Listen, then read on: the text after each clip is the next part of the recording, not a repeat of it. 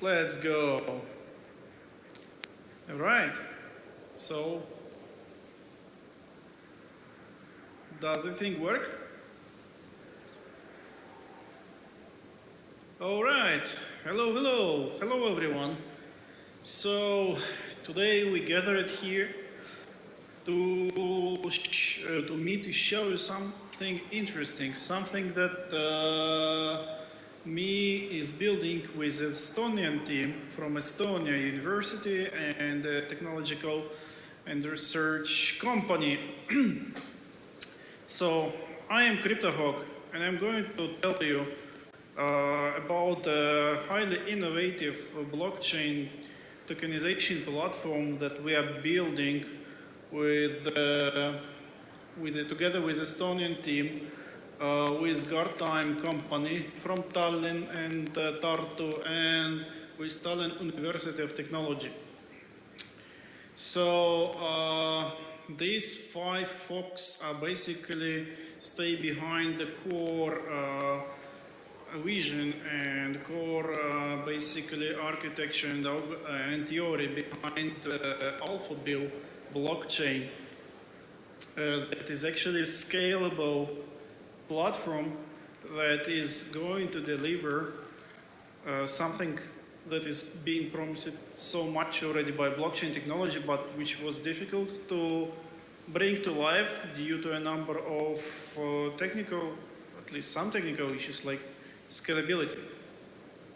So we have here a few professors and that stay behind this whole thing. So after Boldes and Mert Sarper, they originally created the vision and basically idea and the theory how things should be built. Mike Gold is our boss of the whole thing, and Donald Tammet and Dirk Dranham professors, they joined a little bit later. And also we have a core architecture and development team, mostly from Estonia, that is building this platform. We have Risto Lane, who is doing consensus protocols. We have Dennis Firsov, who is actually applying formal method analysis to prove that what we are building is actually really correct from theoretical point of view, so that whatever we claim is secure and does the right job is really correct. It's being proved mathematically formally by Dennis Firsov. Then we have Andres Oemo and Pavel Grigorenko, who are basically working on smart contracts implementation in our platform. Then we have a number of software engineers like Rando and Josep. Then we have token API guys here, Jamie, Ahto, and Henry. And then I also taking part in this whole party. And in particular, I'm busy with bringing zero knowledge and leveraging zero knowledge technology solutions for enhancing our privacy and efficiency of our platform. So what is actually our vision? What the message we are trying to deliver to the world? So our vision of a better internet is where actually data is not being controlled by some service providers, organizations, institutions, but is being controlled by algorithms, and everyone can see that the data, one, is verifiable. That means it is correct, that whatever is data is being processed correctly according to all the algorithms and rules. Two, it has verifiable credentials that tells who has the right to do what with that, and it's fully verifiable. Everyone can see that data access has been followed by all the rules. And three, exchange of rights must happen in verifiable manner. So everyone, when they see any piece of data, they could verify, they could check by themselves that one, they are correct, two, they have been accessed, they've been accessed according to the rules, and three, access rights are being transferred according to the rules. Of course, basically that is what current blockchain technologies are promising to deliver. But with them, we have some problems with the current blockchain solutions. And the biggest problem is scalability. Scalability of production. So imagine you cannot really run millions of transactions per second in a blockchain. It's just not working. Two, scalability of verifications. Have you ever seen a client, just normal user, who is able to run a full Bitcoin or full Ethereum node on his smartphone and verify every transaction in real time? It's not happening. You need huge machines and data centers or big servers actually that can do this job. So it's not practical for users to verify everything. They have to simply trust some endpoints, some service providers that do this all blockchain transaction verification for them. And three is token portability. Well, imagine NFTs, how they're being implemented nowadays mostly. In Ethereum, NFTs, they are living in smart contracts. They cannot live smart contracts. So they basically, those NFTs are part or tokens. They've been part of internal and been part of internal variables of a smart contract, so they cannot leave this smart contract. So we have these problems here. So what we are delivering here, we are delivering highly innovative solution, and the core innovation behind our technology, behind our solution that we propose a new data model that is different from Bitcoin-like data model, which is UTXO-based, and it's different from Ethereum-like data model, which is account-based. Our data model assumes new type of data unit that, unlike account and unlike unspent transaction output, does not depend on other data units.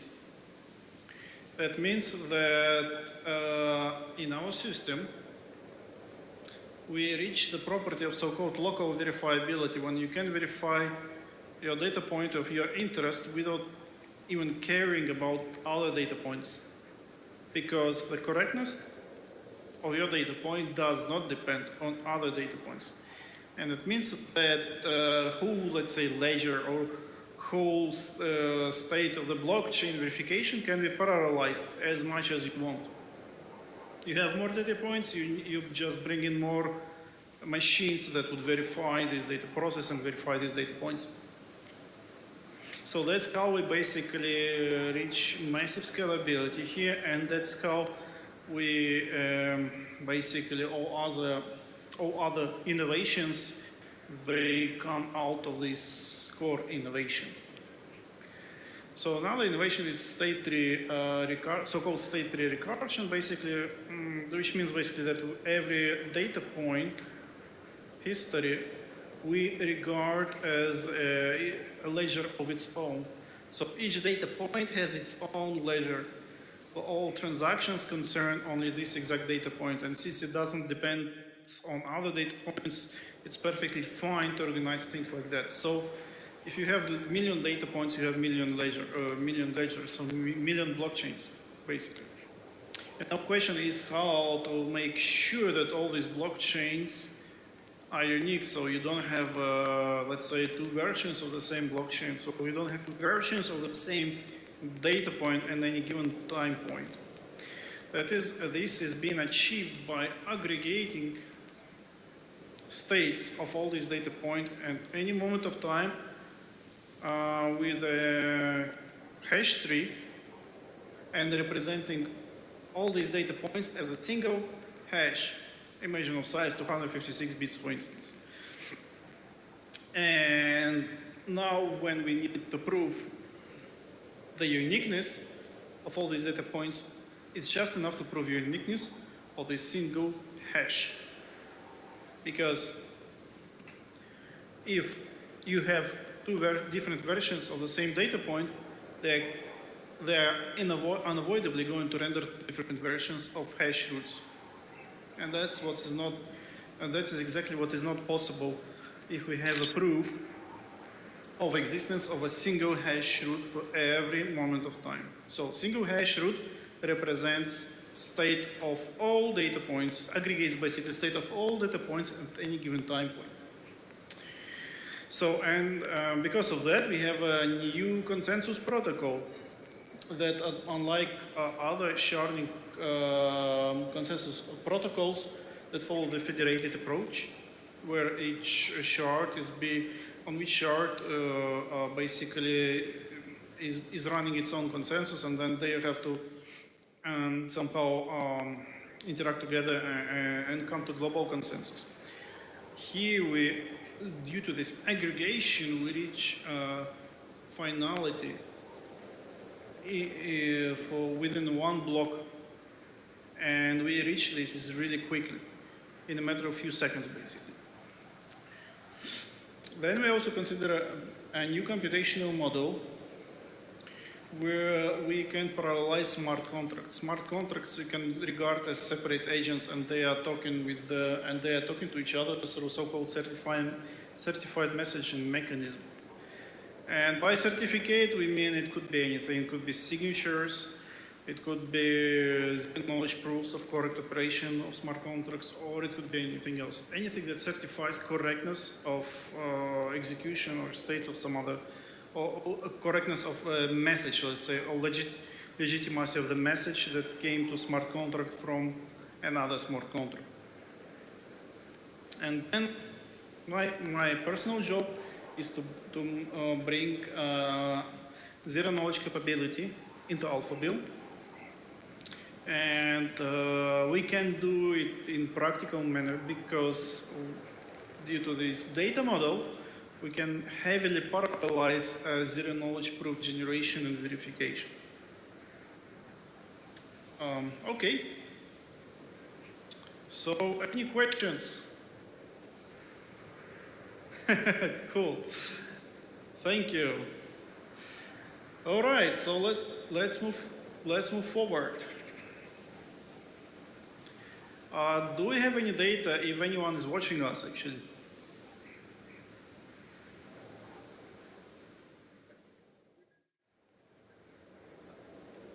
Perfect.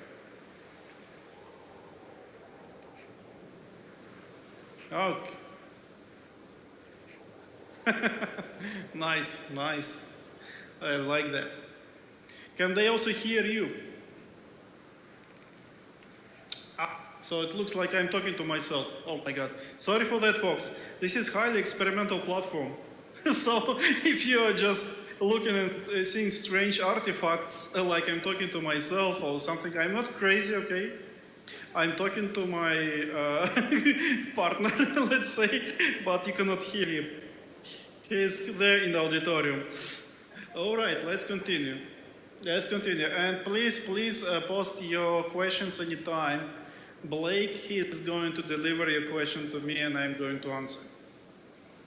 All right. Now we are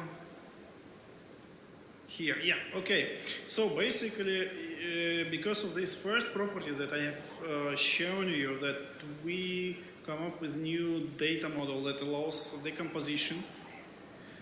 Unlike like conventional, let's say, blockchain solutions, conventional blockchain solutions, like you have blockchain machine, where basically every machine, every blockchain node, they have to basically to redo exactly the same work, exactly the same computation. They have to process exactly the same transactions for every block.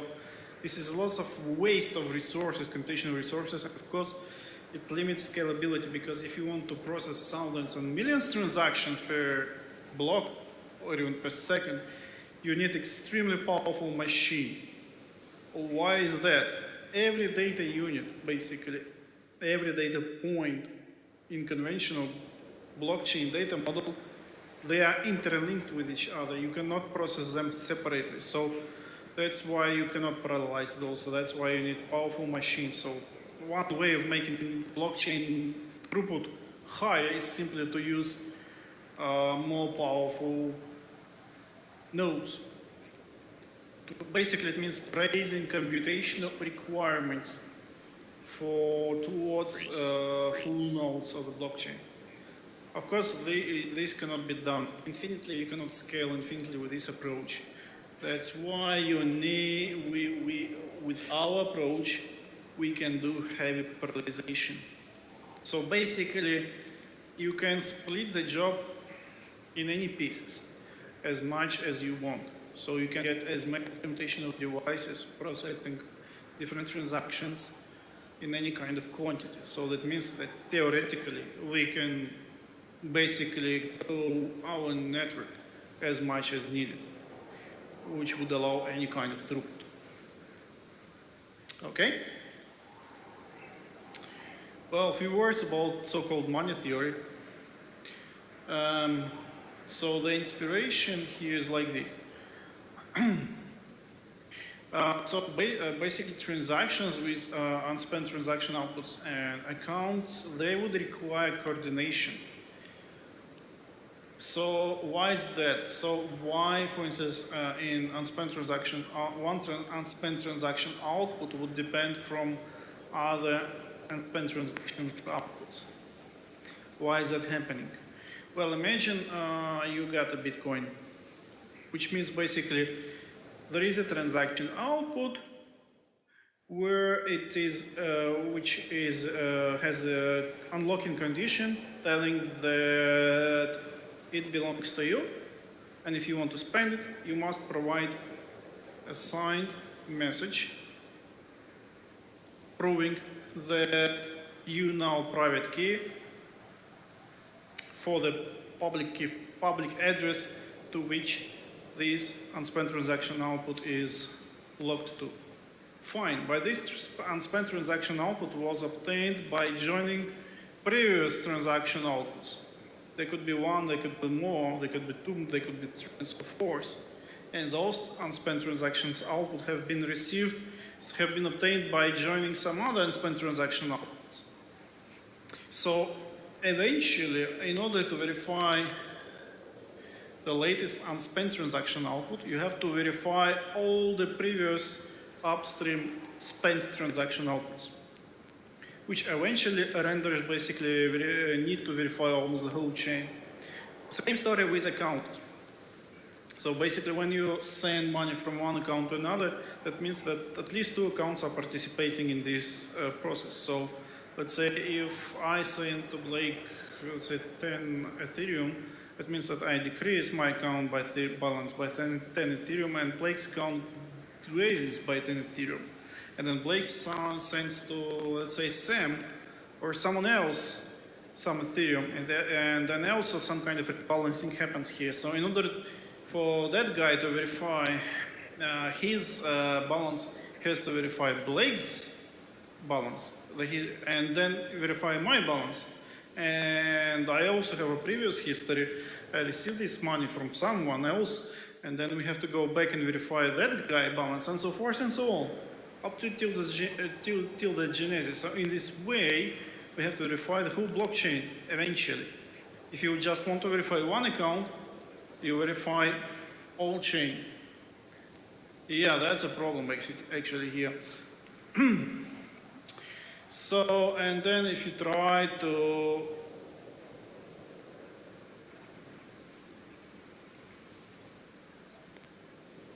yeah.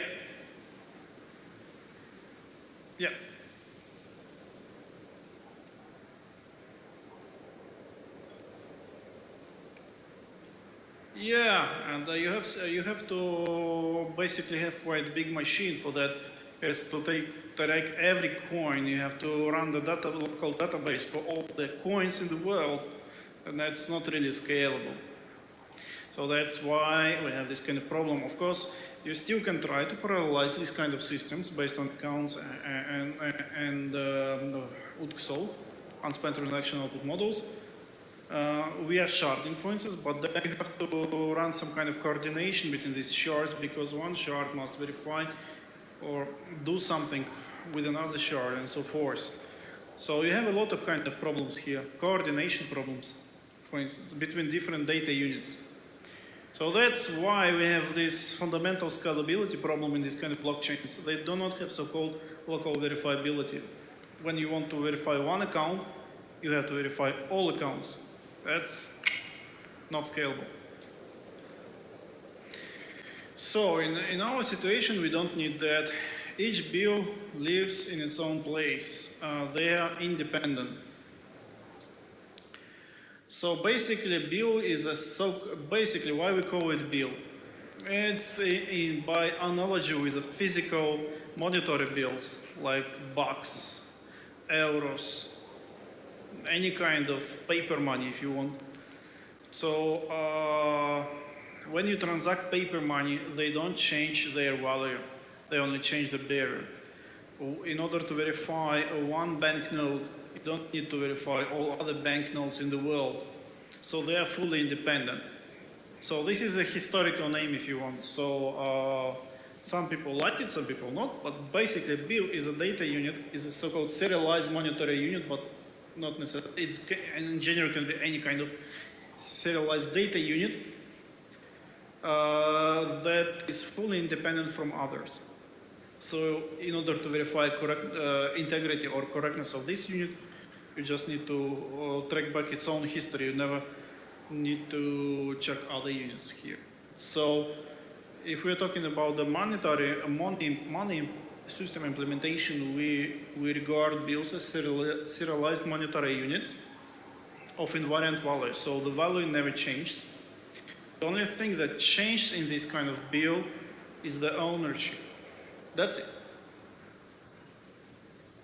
So, and that basically gives us the following thing. So, clusters of machines, they can process basically transactions on different bills in parallel without any need to talk to each other. So, imagine, so when we have these shard-based systems, so when we split blockchains in shards, conventional blockchains, these shards have to communicate with each other when some monetary value is being transferred from one shard to another. Here, we don't need to do that because bills, they never change their values. They only change their ownership, and that's it. So basically, shards here in Alphabill, they don't have to communicate with each other, and that simplifies a lot of things for us and basically makes things scalable. So here's a small kind of explanation. We did some kind of research. We tried to classify different money schemes. So in trivial scheme, monetary unit is constant. It never changes. It doesn't change the value. It doesn't change the ownership. And basically, and this is a trivial scheme where identity map is the only allowed payment. So if you want to pay one bill to someone else, you basically have to play with identity map, which is a table that maps the real, let's say, owner to some virtual owner. And the bill never changed the virtual owner. So this is a trivial scheme, not interesting to us. But then we have bill scheme, our scheme, where monetary unit is constant, value is constant, and owner is variable. It can change. And then we have extended account, then we have account scheme where the unit is constant, value is variable, and owner is constant. So imagine in Ethereum, the only thing that is changed in accounts is the value, okay? Then we have extended account scheme where both the value and owner may change, but the account itself doesn't change. And then we have so-called hybrid schemes. So basically those are unspent transaction output models where unit itself can change. So basically any unspent transaction output, once it's being spent, it's being destroyed.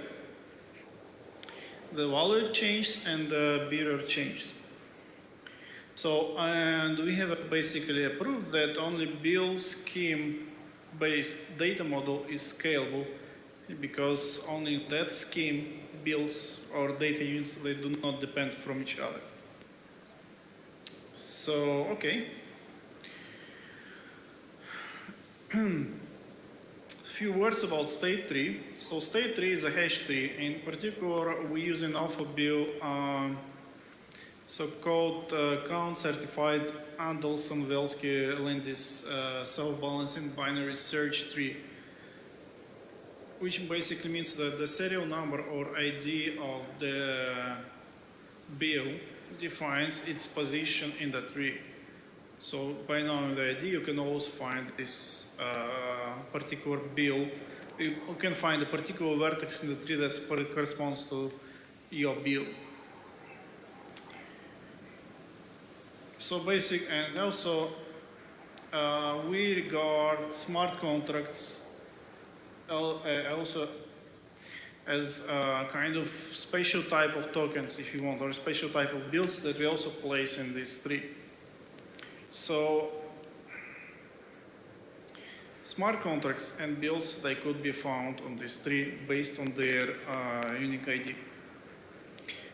And like other blockchain systems, tokens here being so-called first-class citizens. So they're making part of the core blockchain platform protocol.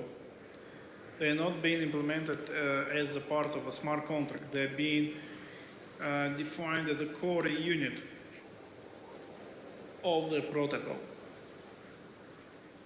So that means that we get high efficiency right away for tokenization platform. All right?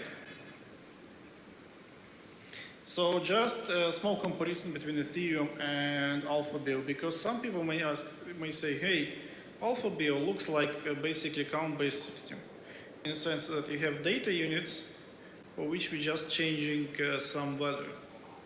In a sense, that's true, but unlike account-based system, where when you do some transfer of monetary value, you need at least two accounts to participate in this transaction. So they're interdependent one from another.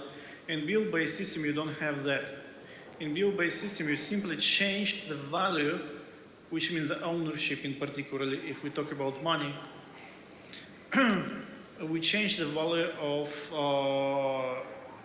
a bill that we are transferring. And this value does not depend on other bills' value. So that's the difference.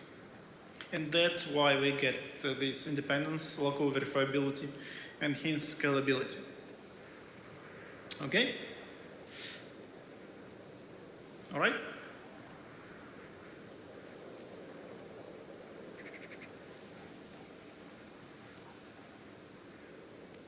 Yeah, so basically, value is kind of fixed for the bill. What is important only who owns it. Yeah, exactly. So you can link to ID, you put inside this ID, you can also put its value. So it's just another field, and they don't change. So the only thing that changes is the ownership, and this ownership does not depend on other bills' ownership, if you want. Like in Ethereum, like value of, let's say, account does depend on other values. Because you did a transaction, you have to decrease value in one account and increase in the same value in another account. Here is not the case, so here we have independency.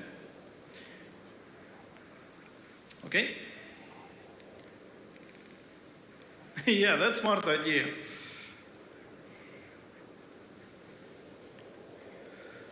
Yeah, so, and then of course allows us to do sharding, so with, scalable sharding, so shards, they don't have to communicate with each other, so unlike Ethereum, if you build, let's say, in Ethereum or in any kind of account-based system, you want to make sharding, you have to also think about means for these shards to communicate.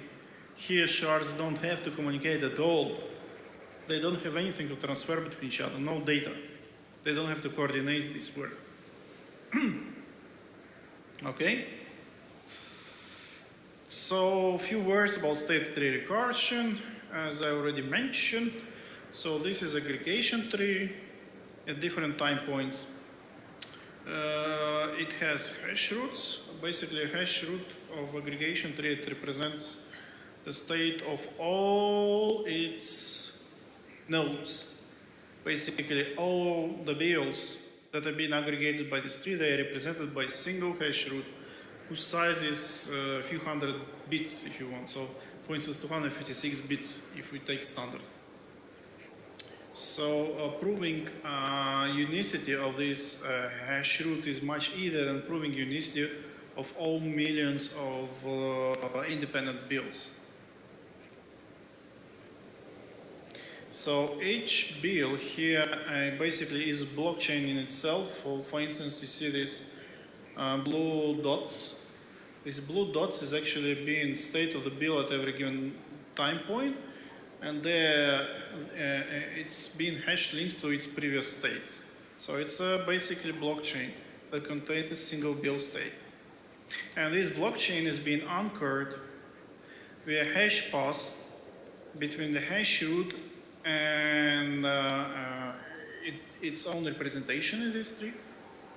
So if you want to prove unicity of this bill, you basically have to have unicity proof for the hash root and then simply hash pass for this bill at any given time point. That's how you prove the unicity of this bill at a given time point. All right.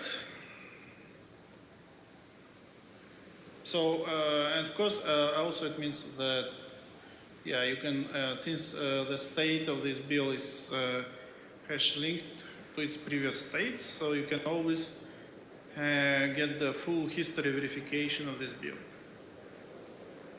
And I want to stress once again, so here we don't need to prove unicity for all the bills, a million bills, at the same time. We just need to prove unicity of hash root. This is enough.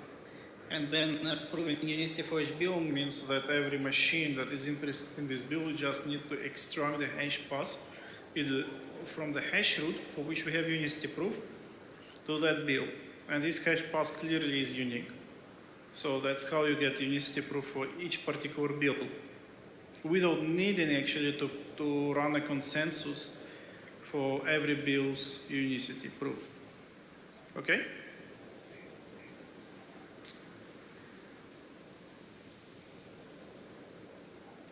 Exactly, saving basically computational resources. So this makes the whole thing much, much easier to organize. You see, there is no need to talk between different machines that run different bills. They only need to talk to the upstream, let's say, validators and aggregators that are aggregating the states. So once you change your state, you submit your state up. It's getting aggregated with other states. We get hash root. For hash root, we run a consensus mechanism, and we get unicity proof. And then we take this unicity proof, we get the hash pass to our bill, and that's it. We proved basically the unicity of our bit state at a given time point, without running consensus for all these bills, which is really cool. So that's how you get scalability basically here. So that's how it works. Right. Yeah. All right. So basically, through this state tree recursion, have so-called token chains. So each token has a token equals bill in our terminology, has its own chain, and it's verifiable. So decomposability means basically scalability of verification. So if I, let's say, pay to Blake, I transfer some bills, he just needs to check these bills, nothing else. He doesn't have to verify all the bills in the world, just his own bills. Of course, he doesn't get guaranteed that the whole system, like if there was no violation in some transactions somewhere else, but at least he knows for sure that his bills are intact, are correct. Okay? Absolutely. I mean, if you got a few bucks in your wallet, you don't care that someone was doing some false banknotes. It's important that your banknotes are correct, are legit. Yeah, that's the idea.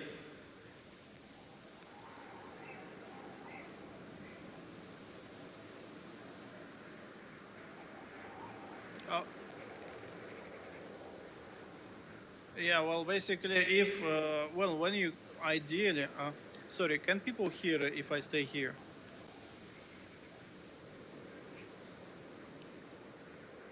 Oh, yeah, great. So basically, ideas like this. Yeah, so ideas like this. So basically, if you receive some kind of bill, you can verify. Basically, you can audit it. And if you detect that there is a fraud in this bill, so for instance, it was double spent or it was transacted, it's in history transaction, there was some incorrect transfer without proving of ownership or stuff like that, you simply deem this bill unlawful, like not legit, and you can simply reject it. So you simply not accept it as a payment. You say this is kind of this integrity proof for this bill. Yeah. Basically,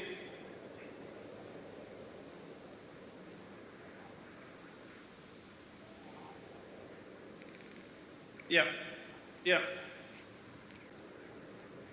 Yeah, it's simply because, first of all, you're not going to spend coins that are not correct, let's say. Yeah, because your software will verify that it does make sense to spend something that is not correct. So if you have some coins for which don't follow the integrity rules, you can consider these coins non-existent, basically. You don't have them. If you receive coins that don't pass integrity check, you can also consider them illegit, invalid basically. So you consider them as non-existent, so you don't simply accept them. That's how it should work. But that's basically how it works already in a blockchain nowadays. But now basically one transaction will invalidate the whole block. In this case, one transaction would invalidate just a single coin if this transaction was done incorrectly. Does make sense, Norm?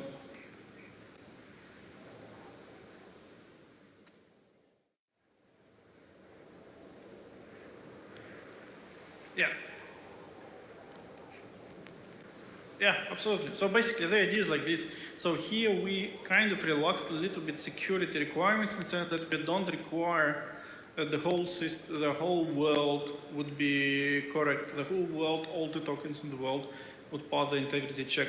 Everyone is interested only in his own tokens. So this is our assumption. So we don't care about anything else. You just care about some set of tokens that you have ownership on, or you have partial ownership on, or you are interested in some other way. Because you're only interested in that tokens and you want to verify their integrity. So that's the idea. That's why we... Yeah.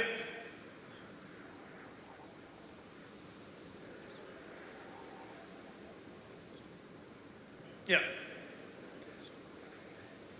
Absolutely, absolutely. That's the idea. That's the idea. All right. So let's move forward. A few words about architecture. As I said, we can split the transaction processing and verification. And we come up with the idea to have a highly modular system. So we can plug in different kind of, we call them partitions, which are basically a set of, which is a logical division of the so-called state space. State space is simply a set of all tokens we have in the world. And we can have different logical partitioning here. For instance, we can have monetary partition, which we call alpha. We can have user-defined tokens. That could be, we have different kind of applications. For instance, we are in Somnium, we are in ISG world, and we can have our own tokens here. Why not? Then we have something more interesting called user contracts. It's been in development at the moment, but basically a contract is kind of an agent, if you want, here. So, and they are going to solve particular business problems, user-defined business problems. And then we have something more interesting called application-specific partition, where we are completely free to design any kind of subsystem we like. You should also understand one thing: we don't own the system. It's fully decentralized. What we are doing, we are basically building now protocol, and we are going to run a bunch of nodes, bunch of validators. But in general, multiple institutions, multiple people could join to contribute to this network as validators, for instance, to be part of the infrastructure. Could be permissioned or permissionless approach. Since this system is modular, it's partitioned in multiple zones and multiple logical parts. Each partition can have its own rules.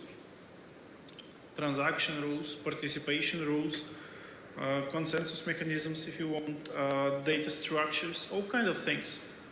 So application-specific partition, for instance, we can have different application-specific partitions. For instance, if you want to build fully decentralized, peer-to-peer, first-person shooter MMORPG game, you need to optimize your partition to process millions of transactions per second, almost in real time. For instance, did you get this shot or not? Did this guy shot this guy, and did he score the headshot? Do we get a proof for that? Independently verifiable cryptographic proof that he did this kind of headshot, or he did some other kind of frags.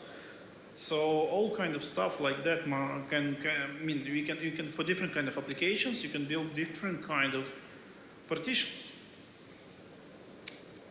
Then of course we have govern.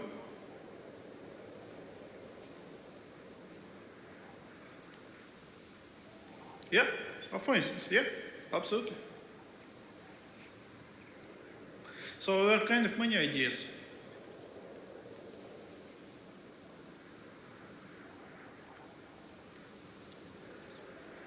Great, great.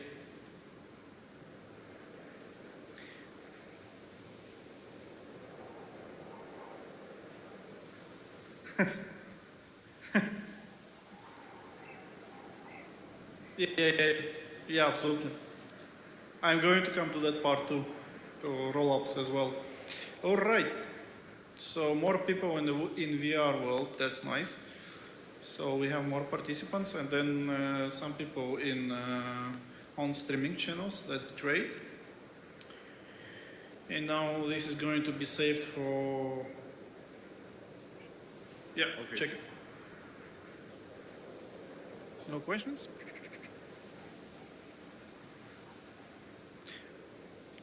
Yeah.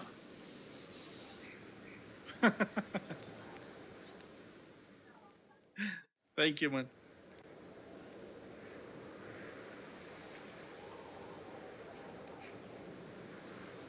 Oh, Absolutely. really? That's nice. That's nice. This is history in the making, as Papa Gindi says. Yeah. Yes.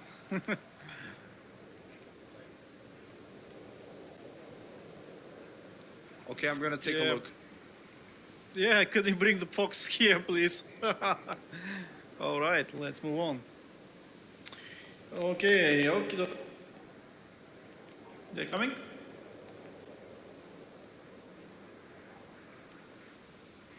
Yeah.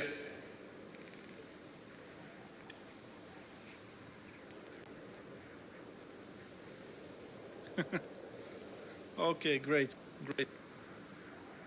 Excellent. All right, so let's move forward. Oops, sorry, I'm sitting in my chair now, physically. I mean, a problem with presenting in VR, I have to synchronize my senses between two worlds. So my movements might be a little bit strange. I might do some strange things, so don't worry. This is all new. This is very interesting experience for all of us. Yeah, all right. Yes, as already I said before, sharding. Sharding is easy to do in Alphabill because shards don't need to talk to each other. They only need to report their aggregated state to upstream, let's say, validators or upstream infrastructure that simply collects single hashes and binds them together, aggregates, and produce single hash root for the whole world state for millions and millions of tokens in every given time. And that can be done in parallel very quickly. It's not possible to do that, at least easily, if you follow this kind of conventional blockchain data models, because I need kind of relays or kind of different kind of other kind of solutions for shards to synchronize and to cooperate in order to exchange data between each other and prove their states to each other. So it's not possible, or it's not easy to achieve this kind of thing with conventional blockchain solutions, because they have always to synchronize, and you don't need to do it in Alphabill. Alphabill shards are completely independent. They can do their own business and simply report to the upstream, let's say, validators, their states, and that's it. And here we have alpha consensus. So we have basically shards, they each, oops, sorry, I shouldn't click there. Let me go back. I hope I can. Oh. It's difficult to go to where I want. Yeah, thank you. Now I'm where I should be. All right, so basically here we have shards. Each shard basically is a cluster of machines that are validating as a predefined set of bills. So there are different kinds of transactions running on these bills, and they basically cooperate with each other to come into consensus of what this bill, how these states of these bills should look like. So they aggregate them in basically in a block. They get a hash root, and they submit this hash root to what? To the upstream validator. So basically, which means in this case a root chain. A root chain deals with aggregating hashes that represent aggregated state of underlying shards. And this root chain validators, they aggregate these hashes into a single hash root that represents a global state at a given time point. So this single hash represents state for all the bills in the world at a given time point. So and these validators in the root chain, they run the consensus mechanism. They come to a provable single state of this hash, and then they propagate their proofs downstream to shards, and then shards, they basically have proof for every the bill that they have. Okay? That is a very short explanation of our consensus mechanism. I didn't invent this thing. It was Aristo Lana, I think. Okay, he could explain this better, I guess, and I tried to make it as simple as possible. Yeah. Okay, decentralized government. So this is the idea. So imagine you want to be a validator, either in permissioned way or permissionless somehow. So what is going? You are going to join this government so-called partition, which basically is a pool of all kind of registered validators, and then you have virtualization layer that is in a pseudo-random manner is assigning these validators to some shard. You can become a validator for chain, or you can become a validator for some partition or shard, or somewhere. You cannot predict where. You can be thrown somewhere to be a validator.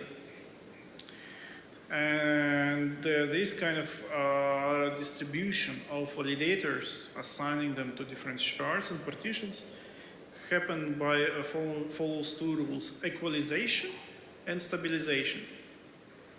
Equalization means that validators are incentivized to join smaller partition.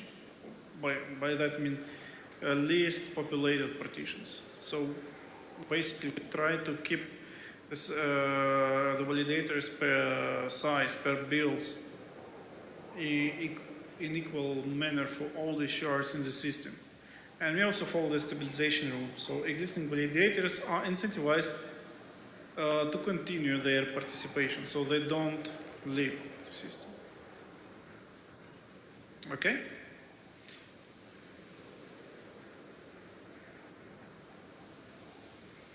Yeah. They're incentivized economically to follow this kind of approach.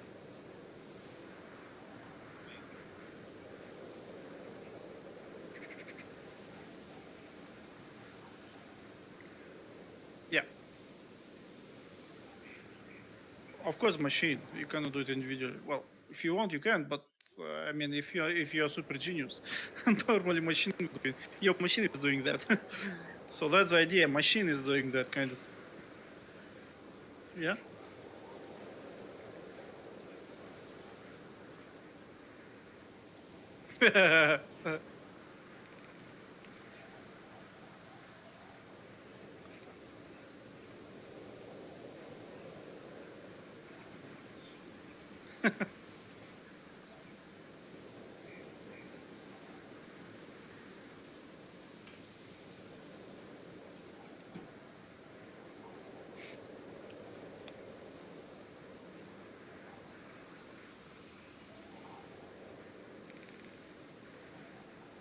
Yeah. Yeah. So basically, this is like you have your machine, and this machine does work for you. That's it. Yeah. Of course, I know here no need for human interaction. All right.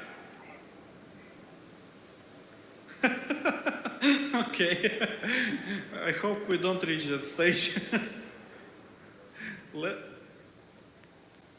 Okay, let's go to the computational model.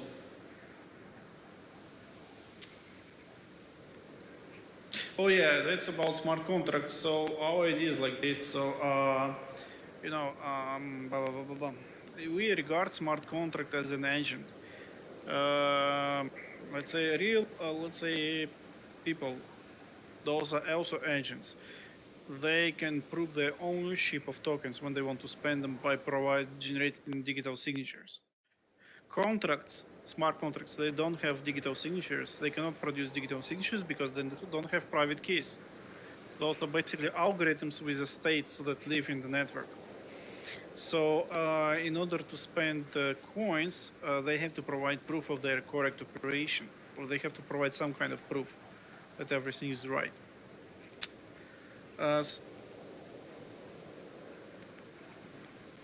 Yeah. Yeah. So basically that's the idea. So when we want to lock our coins with a smart contract and run some kind of distributed protocol, like the DeFi protocol, staking protocol, exchange, swapping, whatnot, borrowing, whatever, you're going to lock your coin with a smart contract, which means that you provide the proof that you transferred your coin to the smart contract.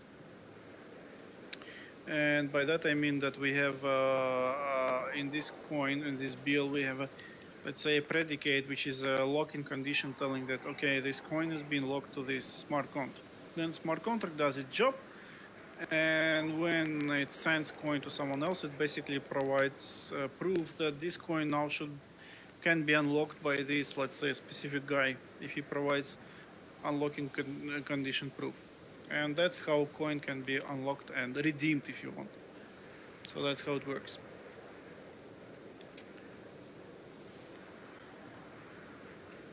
Yeah, right, that's correct. That's the idea, basically. That's right. All right. I'm not going to go too much technical details here right now. I guess we can skip that part. Quickly goes to zero knowledge snarks, very quickly.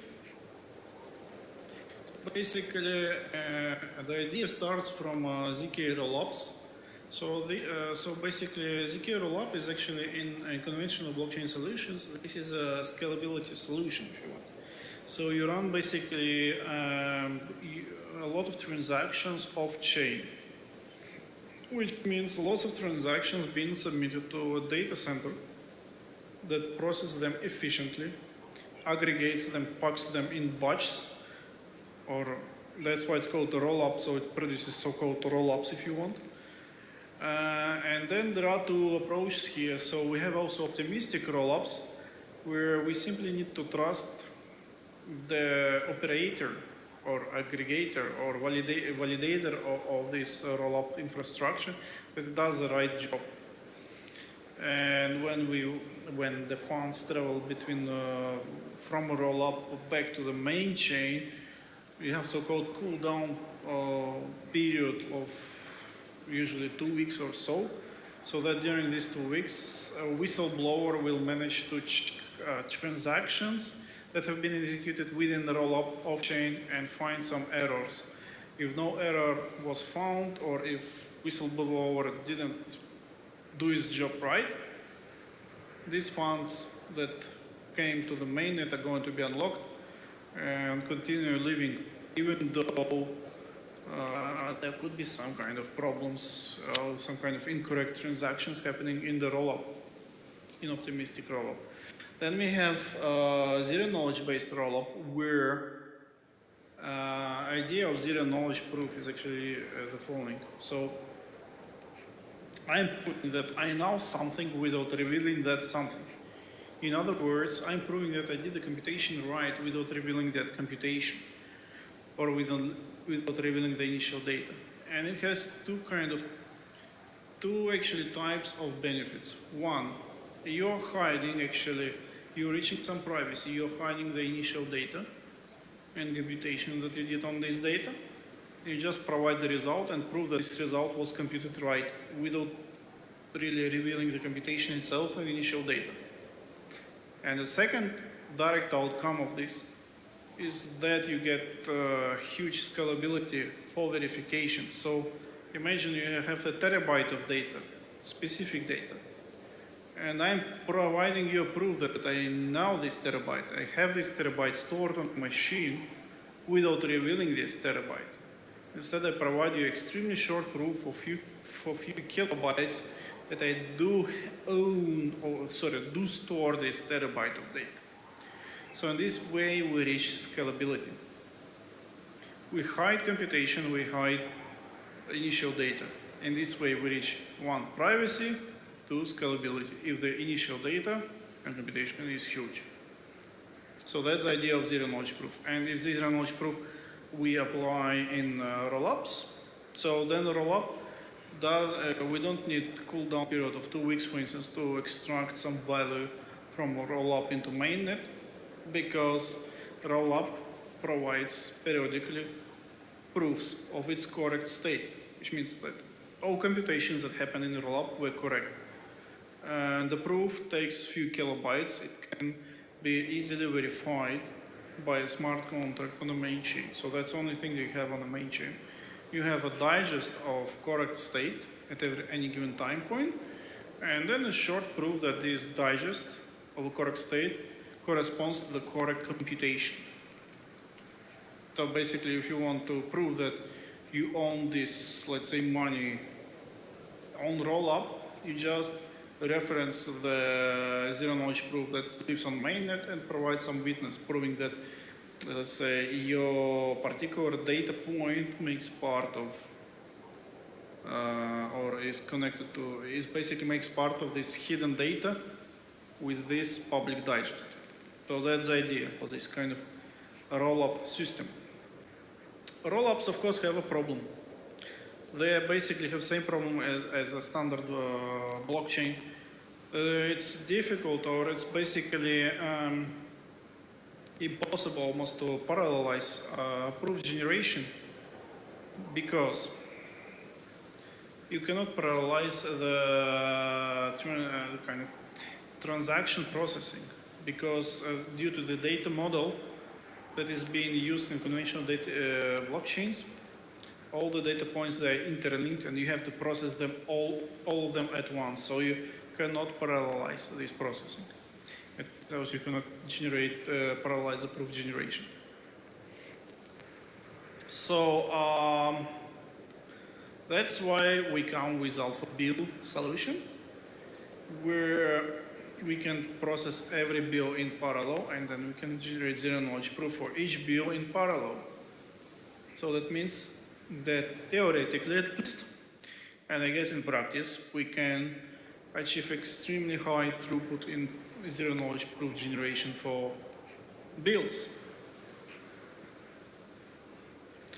So zero-knowledge techniques we can use in Alphabill for three things. Hide bill states from the validators, so that means we run real transactions on the client side. So you run a transaction on a smartphone if you have your wallet on a smartphone. So the infrastructure, all the Alphabill infrastructure, no one in the world knows anything about your bill but you. The only thing that Alphabill infrastructure knows about your bill is that it's being valid. You run correct transactions, its history of transactions is correct, and its current state is correct. And that is the only proof, and that's the only data that the whole world and Alphabill infrastructure in particular knows. The next thing is to do is also prune the history of the bill. So imagine you transact bill many times, multiple times, its history grows linearly, but still it's growing. So it's getting longer and longer, and the efficiency of bill processing degrades with time. But if you can do history pruning and proving that this history that you pruned is correct, you replace this long history, let's say a few megabytes of this history, with a few kilobytes of this proof. That is basically a nice efficiency solution for bill processing, bill storing, bill handling, bill verification, stuff like that. So instead of carrying megabytes of data for every bill, you just provide a short zero-knowledge proof that this bill previous history was correct and the current state of the bill is correct, even though no one knows this history, including you. And then also, absolutely.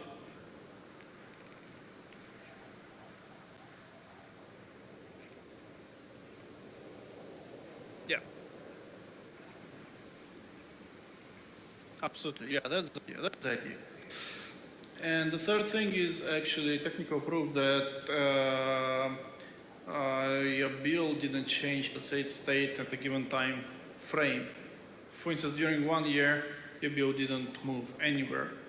And instead of providing proof that at every given time point, the state of this bill was like that, you simply provide extremely short proof that it didn't change state. So this is a technical proof that allows not to rely on the Alphabill infrastructure, not to silently generate a kind of different states for this bill at different time points, hidden state change for that bill at different time points. All right. So basically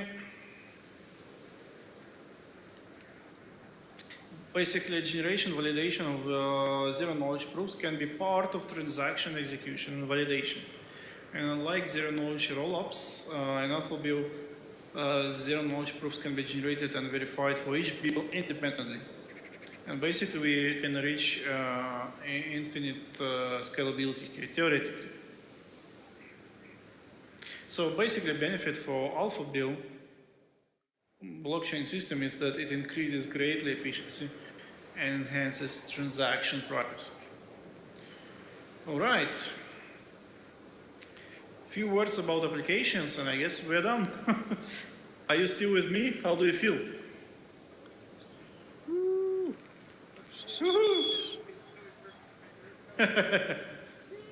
Yeah. Well, yes.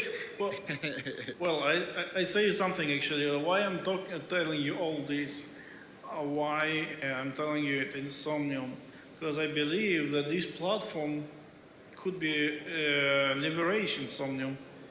We currently in Somnium we are using few blockchain platforms like Ethereum, Polygon, Solana. Remind me what else? Are we using anything else here? That's it. Yeah. Yeah, exactly. So, but you know, this is not scale. These platforms are not really scalable on themselves. So, I could hardly imagine how much we can use here these kind of blockchain solutions to run massive parallel transactions on massive scales, like thousands of transactions per second or millions. So this is a huge limitation. With this kind of platform, we can reach basically almost infinite scalability. So basically, where we can use Alphabill. NFT platform. This fungible token transaction platform. Provenance chain platform. You name it. Could be, what, if I didn't miss anything, let me check.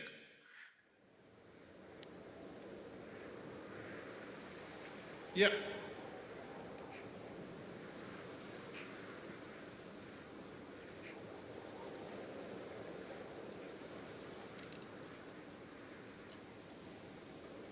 Yeah.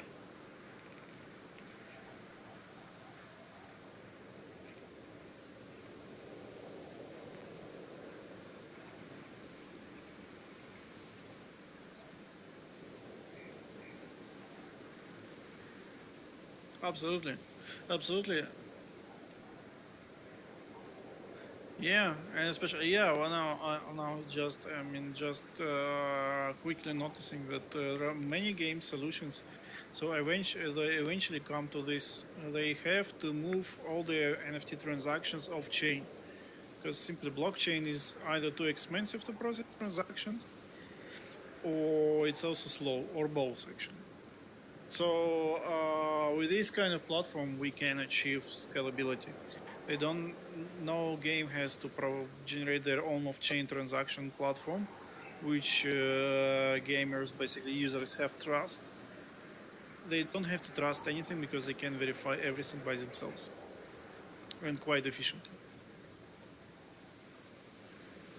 Yep, exactly. That's what blockchain technology is promising, but it cannot reach it. Its promises cannot deliver on promises simply because of these technical scalability issues. And these technical scalability issues come from this data model definition in itself. It's not scalable. You cannot scale data processing simply because you cannot parallelize it. So basically, that's all I wanted to tell you today. So our roadmap, so we already have testnet operational. Developers can join and have fun. So you can join, you can transact tokens here and there. So we have browser extension wallet, we have command line tools. You can deploy the whole local version for development purposes of Alphabill infrastructure. You can join testnet infrastructure. You can start doing some test applications right now. And our, let's say, goal is to go mainnet in the fall of this year, if everything is cool. So we are highly interested to more people to join. Users, developers, everyone is highly welcome. join us, and you can How? join us here. Okay. This is investor. Let's just let me take a picture. Let me take a picture of that. And one okay? more. And one more slide. All right. Well, actually, I'm just gonna record it. Okay. And one more slide. So you can contact me or contact Mike. Basically, Mike is our boss, so you contact him. Mike, go to guardtime.com if you want to join the system. And in the beginning of this slideshow, you see the link to the web page through which you can join our Discord and basically stay in the loop of the whole thing.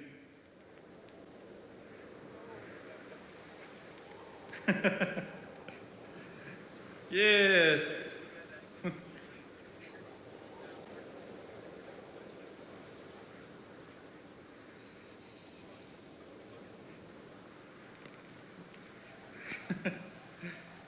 Woo, let's go, baby! Hey, woo! Huzzah! Yay! Huzzah, woo!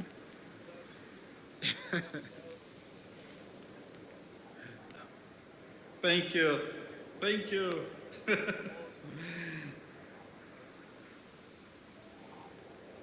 Absolutely.